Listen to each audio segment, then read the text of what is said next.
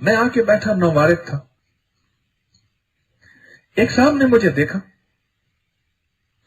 वो वकील थे रहीम यार खान के, और वो वकला की जो होती है इलेक्शन होते हैं उसके जो मेंबर थे, हाँ बार के जो पंजाब भर की होती है उसके मेंबर थे।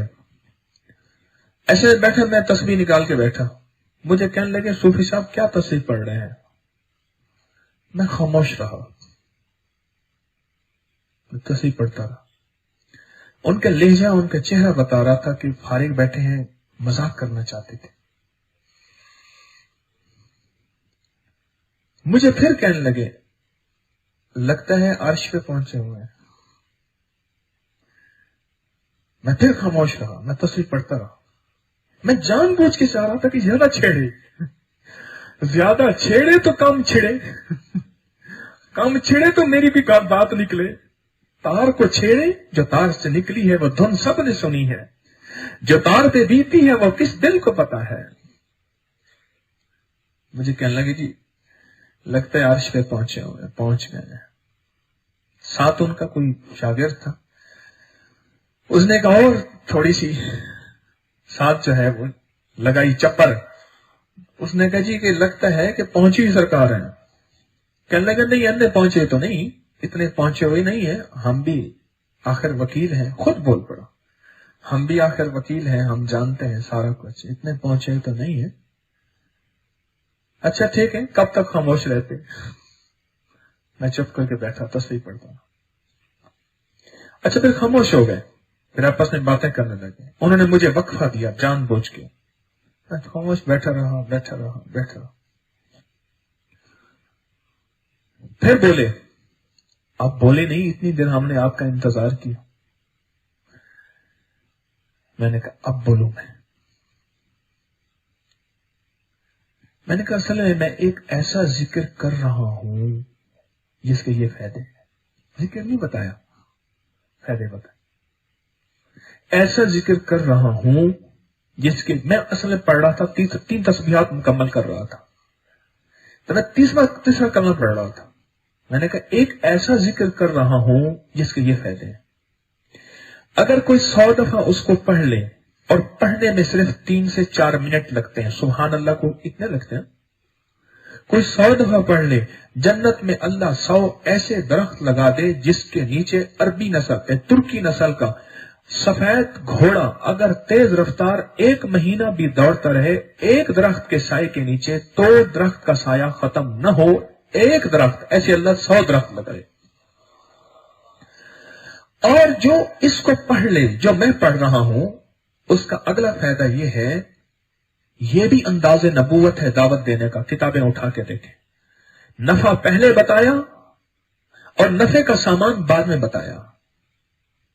नफा पहले बताया और नफे का सामान बाद में बताया। मैंने एक ऐसी चीज पढ़ रहा हूं, अब अल्हम्दुलिल्लाह सुभान अल्लाह हो गया, अल्हम्दुलिल्लाह ऐसी चीज पढ़ रहा हूं, सारी कायनात को अल्लाह पाक जल्ल शानो, सातों आसान सातों जमीनों, इन सारी चीजों को अल्लाह जमा करे, ये एक राई के जर्रे के बराबर। और जो क़यामत के दिन तराजू जो बड़ा होगा जिसमें नेकियां और बदियां तोली जाएंगी, अगर उस तराजू में ये रख दिए जाए तो वो तराजू इतना बड़ा होगा कि ये सातों आसमान जमीन राई के दाने के बराबर होंगे। मैं वो पढ़ रहा हूं कि जिसको एक दफा पढ़े तो आधा तराजू भर जाए। ऐसे मैं 100 दफा पढ़ रहा हूं, और 100 दफा पढ़ने से कैसे तराजू होंगे। और दूसरा, मैं जो पढ़ रहा हूं सुभान अल्लाह का दूसरा फायदा यह है, एक दफा पढ़ने से 100 दफा पढ़ने से जमीन और आसमान का जितना खाली है सारा नेकियों से भर जाता है।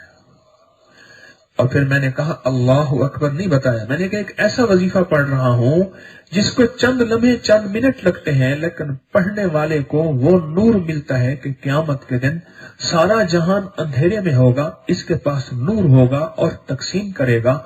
और इसके पढ़ने वाले को अल्लाह अर्श का साया देगा, और सारे जहान सूरज की सवा नेजे की 6, 7, 8 फुट की धूप होगी, सख्त सूरज नीचे होगा, और जमीन तांबे की होगी, और अल्लाह का जलाल होगा, और कोई वारिस नहीं होगा सिवाय मदीने वाले के। اور یہ وہ ہے جس میں عرش کا سایہ نصیب ہو جائے. کہنے کی کمال ہے, ہمیں بھی بتائیں. میں کیوں بتاؤں؟ کیوں؟ میں نے کہا لہٰذا آپ کو میں نے بتا دیا میں کیا پڑھ رہا ہوں, اب مجھے پڑھنے دیں. میں چپ کر کے پھر پڑھنا شروع ہو گیا. آگ تو لگا دی میں نے, آگ تو لگا دی کہ بھائی یہ اتنی چیز پڑھنا, آگ تو لگ گئی.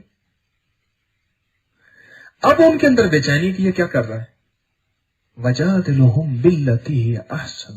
قرآن کہتا ہے کہ دعوت ایسے انداز سے دو, وَجَادِلُهُمْ بِالَّتِي. کیوں جی میں آیت ٹھیک پڑھ رہا, اللہ زیر زبر کی غلطی معاف کرے, میں حافظ نہیں ہوں. یہ احسن, احسن نہیں ہے. جس کا نام احسن ہوتا ہے اس کو احسن کہتے ہیں. بھائی قرآن سے پہلے احسن بناؤ پھر. ہاں, ایسے انداز سے اس سے بات کرو کہ اس کو بات بھلی لگے, اس کو بات اچھی لگے. اب میرے اصل میں جی میں یہ تھا کہ اخبار تھک گئی ہے, اب ان کو کوئی ایسا اللہ کا نام آ جائے, پڑھتے جائیں, پتہ نہیں حادثہ ہو مر جائیں, یا گھر جاتے ہی ختم ہو جائیں, یا زندگی کے ابھی کتنے سال کتنے لمحے باقی ہیں اور ہم اس دنیا سے رخصت ہو جائیں, یا رخت اقامت کا سر انجام ہے بے جا, اس منزل پر خوف پہ آرام ہے بے جا, عقبا کے سوا یاں کا ہر کام ہے بے جا, مانے دے نگی آرزو نام ہے بے جا, دنیا دنی کو نقش فانی سمجھو, اس رویداد جہاں کو ایک کہانی سمجھو. یہ زندگی ہے یہ سی. اب میں چپ کر کے پڑھنے بیٹھ گیا. اب ان کے اندر کوئی مولوی صاحب کہتا ہے, کوئی صوفی صاحب کہتا ہے, مجھے کہتا ہے, کوئی کہتا ہے بابا جی, کوئی کہتا ہے جی بتائیں کیا ہے. اچھا 2-3 فائدے آخر میں کسی اور نے بھی سن لیے تھے تو سارے فارغ. اب وہ کہنے لگے جی بتائیں, پھر خود ہی مجھے کہنے لگے یہ کیا بات ہوئی, نفع والی چیز خود بیٹھے پڑھ رہے, ہمیں نہیں بتا رہے, بتا کے راستے میں چھوڑ دو نا, یہ فقیری ہوتی ہے. پھر مجھے غیرت دلانے لگے, میری غیرت کو چیلنج کرنے لگے, یہ فقیری ہوتی ہے, اس کا نام مسلمانیت ہے, اس کا نام ہے راستے میں چھوڑ دو. میں بالکل ایسے, نہ ملک ملک مال دے, نہ زال دے, نہ مال دے, ہر دم خدائی خیال دے, گم کر گما یا کرو رہن. میں چپ کر کے پھر پڑھ رہا ہوں. ایک کو تو غصہ آ گیا,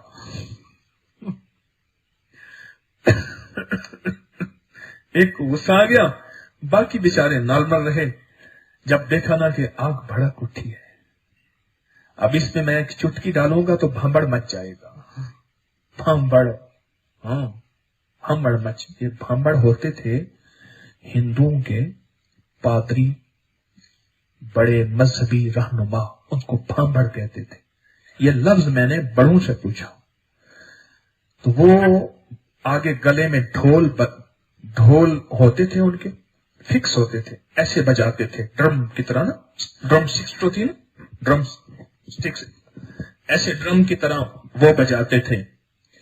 اور میتوں کے آگے چلتے تھے, جب چتائیں جاتی تھیں میتیں اٹھا کے, یا ان کے مذہبی میں وہ اکثر جو ہے وہ گاتے تھے جو بھی, تو ان کو بھامبڑ کہتے تھے. جب وہ بولتے تھے بہت شور مچتا تھا, ایک دوسرے کے ساتھ مل کے بولتے تھے. اس کو پھر محاورے میں کہتا ہے کہ بھامبڑ مچ جاتا ہے. میں نے پھر بتایا, میں نے کہا یہ تیسرا کلمہ ہے. ایک سبحان اللہ پڑھنے سے یہ فائدے, ایک الحمدللہ پڑھنے کا یہ فائدہ, اور ایک اللہ اکبر پڑھنے کا یہ فائدہ. اب میں نے کہا ابھی میں نے لا حول ولا قوت الا باللہ العلی العظیم, اس کا فائدہ میں نے ابھی آپ کو بتایا ہی نہیں ہے. اس کے پھر میں نے اس کے فائدے بتائے کہ اللہ کے عرش کے خزانوں میں سے ایک خزانہ ہے یہ لا حول ولا قوت الا باللہ العلی العظیم. اللہ کے عرش کے خزانوں میں سے ایک خزانہ ہے, اور اس کے 100 فائدے ہیں. اس کا ایک فائدہ تو یہ ہے کہ دنیا کے سارے غم ختم ہو جاتے ہیں, باقی 99 فائدے اللہ نے سنبھال کے آخرت کے لیے رکھے ہوئے ہیں. ہاں, ایک فائدہ یہ ہے کہ دنیا کے سارے غم اللہ ختم کر دیتا ہے. لا حول ولا قوت الا باللہ العلی العظیم. اس کا ایک فائدہ یہ ہے, ایک فائدہ ہے کہ اللہ دنیا کے سارے غم, ہم, فکریں, دردیں, سوز, پریشانیاں, مسائل, مشکلات, تکلیفیں, جادو, اثرات, بندشیں औलाद के मसले, घर के मसले, रिस्क के मसले, सेहत के मसले, नौकरी के मसले, सनत के मसले, तिजारत के मसले, जिंदगी के नाकामियां, मुश्किलात, ये सारे मसले ला हौला वला कुव्वता इल्ला बिल्लाहिल अलीय्यिल अज़ीम, अल्लाह खत्म। और आखिरी 99 जो बाकी फायदे हैं वो मेरे रब ने उठा लपेट के रख दिए हैं कि बंदा, क्यों ये दुनिया छोटी, इसकी मता छोटी, दुनिया छोटी, इसकी मुश्किल छोटी, दुनिया थोड़ी, इसके मसले थोड़े, दुनिया थोड़ी, इसके गम थोड़े, दुनिया थोड़ी, इसकी खुशियां थोड़ी, दुनिया थोड़ी, इसके हर्डल्स, बैरियर्स, मुश्किलात, मसाइल थोड़े, आखिरत बड़ी, उसकी मुश्किलात बड़ी, आखिरत बड़ी, उसकी खुशियां बड़ी। इसलिए एक फायदा इसका यह है, बाकी 99 फायदे। अब मैंने जब ये फायदे बताए उन्हें, कहे कमाल है जी, आपने तो बड़े अच्छे अंदाज से फायदे बताए। अच्छा, अपना तारुफ नहीं करवाया आपने? हाँ, अपना तारुफ करवाए। और फिर उसके बाद वो बंदे लग गए, करने लग गए। और मेरा ख्याल है अल्लाह ने जिस अंदाज से उनसे बात कराई, असल में गम होता है ना जब लगती है,